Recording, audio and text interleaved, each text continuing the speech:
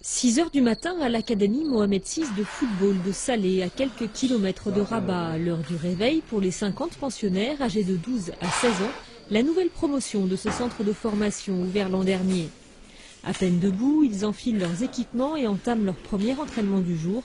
À raison de 3 heures quotidiennement, les progrès sont rapides. Ils avaient un très bon rapport avec le ballon, le contact avec le ballon. Mais dès qu'on le faisait passer dans un collectif, avec un joueur, 2 joueurs, 3 joueurs, c'était très difficile. Il y a eu quand même des progrès sensibles chez les gamins. En plus, à cet âge-là, ils sont très réceptifs et puis c'est des éponges, ils absorbent énormément. Tous ont appris à jouer au foot dans la rue. Les 2 tiers d'entre eux sont issus de milieux pauvres. Ils viennent de tout le Maroc et sont entièrement pris en charge par l'académie. Tout est super ici, l'entraînement, l'école, on a eu la chance de rencontrer des entraîneurs de haut niveau et maintenant on a beaucoup progressé. Je suis très fier d'être à l'académie, je veux devenir professionnel et jouer pour l'équipe nationale du Maroc pour faire honneur à mon pays.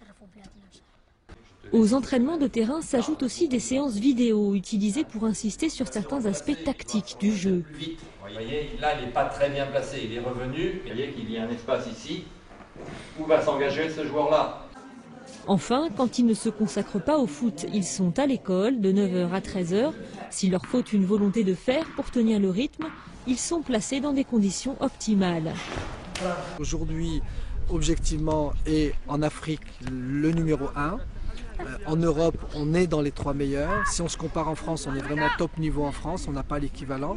Ce qui nous donne une pression encore supplémentaire pour l'avenir, c'est de produire des joueurs de haut niveau avec une infrastructure telle que celle-là. Des équipements qui ont nécessité un investissement de 13 millions d'euros, des fonds entièrement privés avec une participation du roi lui-même.